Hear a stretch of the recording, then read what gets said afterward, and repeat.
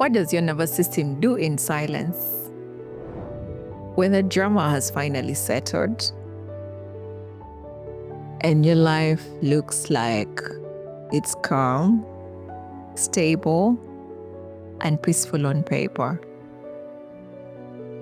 Why does that feel so wrong? If you've ever found yourself in a place like that, where peace felt like something wrong, this episode is for you. Stick around and let's delve into it.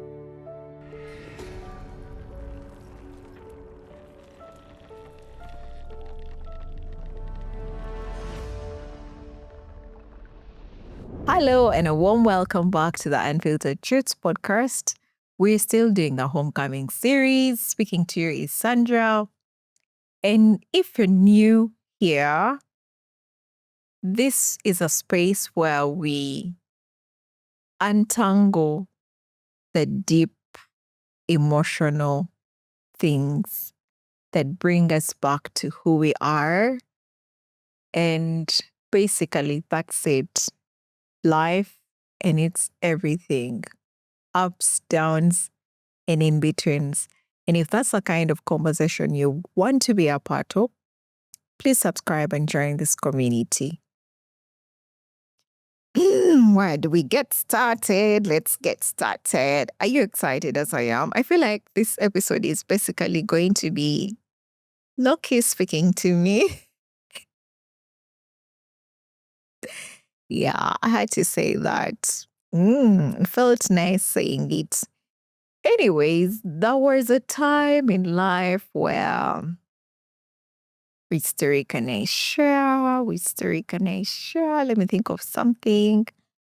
There's a time in my life where it was a series of deadlines, a bit of drama here and there, bickering, picking up fights, and for the longest time, I was in survival mode.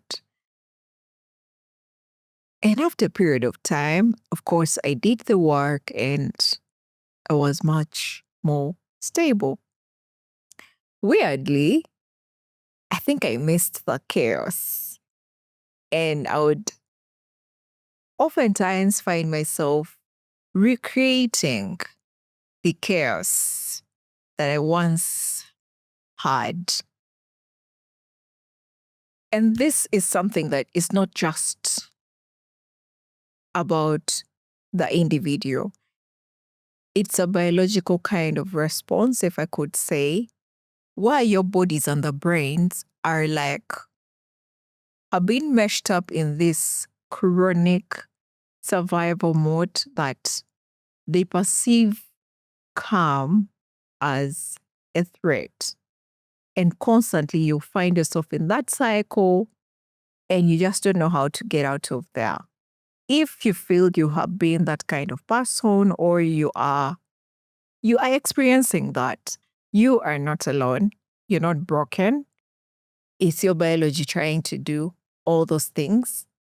But here and now, we are going to learn much about that and how to rewrite that kind of thing. So what really happens is, why do we feel like that? After being in a constant chaotic period, and now you're much stable and calm, why do we feel like that? The reason why we feel like that is because the bodies or the brain has sort of low-key normalized the fight and flight zones. And every time there's calm, it's perceived as threat. And that's not a good thing because you have been stuck in survival mode for such a very, very long time. Like your body has been on and on and on chronically that it doesn't know how not to be on. And like I said, that's not your fault. It's just your brain and your body trying to get a hold of this state that they've been in for a very long time. The other thing is, for lack of a better word, let me say, like seduction of a familiar zone. There's some familiarity, seductivity going on there. Like your body, like your brain, you are going to actually recreate these environments because every time you're quiet, you think it's a problem, it's an abnormality. So you're going to find yourself in states that you are maybe picking up a fight from nowhere, or you are just picking on people. You are maybe operating last minute just to get that adrenaline rush. So there's that bit of you're trying to seduce what is familiar, just so such that your body can feel like it's a normal thing. And the other thing, I think the biggest one is like there's that identity crisis. Like you feel like if you are in calm, you are not you. Like, for example, because there's a phase where I was chronically missing my deadlines or getting started on the project like very last minute. So that fuel, even when there's really nothing holding me back from working on the project as soon as it came in and then finish it on time or even ahead of time, I felt like there was a need to just constantly be on this panic, anxiety. Like for some weird reason, it's like you're bored with your work, you are anxious, you are self-sabotaging, like you're bored with this calm season that comes with. And you are going to find yourself like in a misplaced sort of identity, for lack of a better word. So when you're in a calm phase, you may think you're misplaced, yet in actual sense, that's where you should be. So how do we rewrite this survival mode that we have lived in for a very long time? First and foremost, what do we do? Because remember, it's no longer you trying to like be in control. Like your brain is trying to push it. Like I always say, the brain is a very funny part of the body and it really has a weird sense of humor. Like it will have all these illusions and yeah. So what do we do in that case? So the first thing that we do to rewrite this kind of nervous breakdown that we have been stuck in the past period of time is you need to name what that is and normalize it. For example, every time I felt like I had a work project to get started on, and instead of getting started maybe 48 hours to when it's supposed to be submitted, I would tell myself and I would say, it's okay to take some rest, but I don't have to prolong it. And I just need to get started with my work. Like, I don't have to start at the tail end of it because even just resting, breathing from this heavy workload is also good to be able to be productive or even have a better presentation as opposed to working through and through last minute. And then I do not have time to like internalize these things or think through them and then present them in a much better way. That's one of the ways that we could be able to rewrite this narrative or this kind of nervous breakdown that we are stuck to and don't know how to let go of. So the other way is you introduce some sort of self-stimulation. Let me say if, for example, if I felt like I wanted that relationship drama, so I would swap that relationship drama with something like I deeply care about. It could be even an hobby. Or, for example, I love playing badminton. And yeah, so replacing that drama with a deep hobby would be very good. And also, if you have like this kind of financial anxiety, like engaging in replacing that financial anxiety with engaging in like in-depth budgeting or just having investment ideas would also be a good way of like to swap what your body would ordinarily go default to something that you know will get you out of that nervous breakdown that you're stuck to. And as you're doing this stimulation, it's a way of you helping your brain like rewrite. Every time you catch yourself trying to go to a default setting of a certain thing, it's like you're teaching your brain new pathways, new patterns of doing stuff. So as you keep doing this, like you're exercising your muscle of what muscle is that? It's like you're exercising your muscle of the rewiring neuroplasticity. So eventually you are going to find yourself that you are no longer going back to the default things that put you in that anxious, panic sort of state, and you are now constantly calm. The other way would be having those, what would we call it? What would we call it? Like you practice building peace. This could look like, actually, this is something I do a lot lately, like savoring, like just savor every moment. For example, when I'm taking my tea, I taste it to the point like I know how I feel the taste of the tea leaves. If it's coffee, like the aroma, like I basically enjoy that moment. And that's you practicing peace. As opposed to being all over the place and wandering up here and there, you are just enjoying to be peaceful and enjoying whatever it is that you are doing. The other thing would be, what would I call it? Like orienting, whereby you take a pause and look for safety.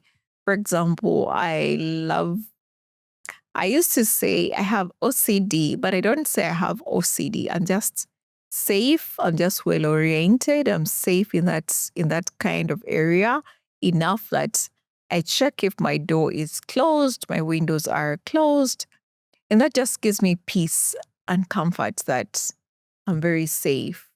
Before I say anything further, I want you to know that everything in life that we do, there are always costs. There's always cost for everything. It could be positive, it could be negative.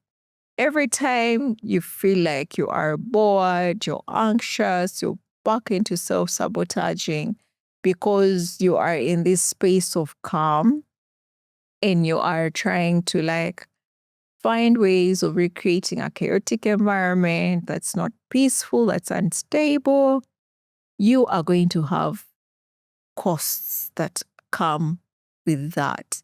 Every time you go back to that chaotic default setting, you are going to find yourself in spaces whereby you are going to pick up conflicts. Like you're just going to stir up wars, stir up work problems, stir up these conflicting things that will put you in that constant state. And then also remember, like every time you want to go back to that chaotic environment, the outlets are really dangerous. They could manifest in different ways. Like you could be labeled as a quarrelsome person. You could be labeled as someone with angry issues. Yet in actual sense, you're just trying to recreate an environment that you have been accustomed to for a very, very long time. And I don't think there's a problem with you being in the calm era. I think if I should say something like, this year has been one of the calmest years I've ever experienced. Like, has been one of the calmest years I've ever experienced so far. And I really, really love the fact that I've been very intentional on peace. I've been very intentional on mental health. Like, I've been very intentional on rest. I've been very intentional on boundaries. Like, all the things I've been talking about, like, I have made it like my sole life mission to do those things. And I don't think there's a problem with being calm. And if I say that calm is a very good state, I won't be lying. Like, this is the calmest I've ever been, ever. So I urge you to snap out of that chaotic default setting that you're trying to get yourself into. There is no reward in being in survival mode. Speaking of survival mode, it's strange how I had a dream about a close person of mine whom I was telling, you're constantly in survival mode and you're pushing me down your survival mode.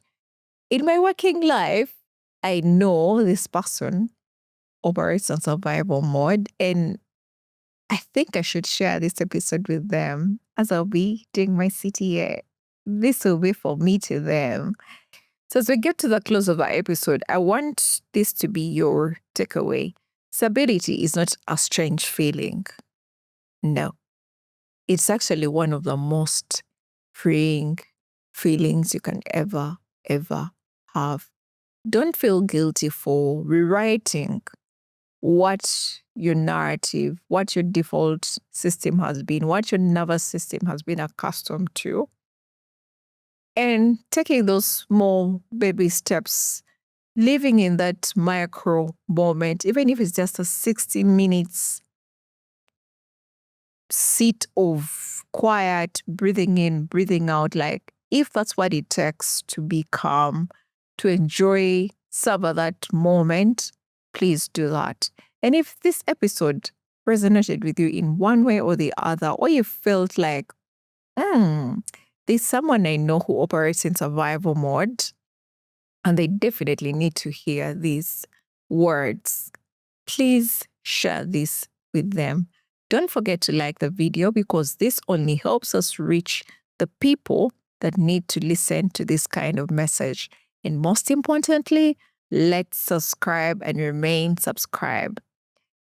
So this week, what is it that you're going to do about the constant chaotic environment that you find yourself in? Even when you are stable, you've done the work, and find yourself back to that chaotic environment, what is it that you're going to do from what I have shared? Or better still, share with me in the comment section how you go about to unlearn the chaotic environment you constantly find yourself in towards to living a life of peace.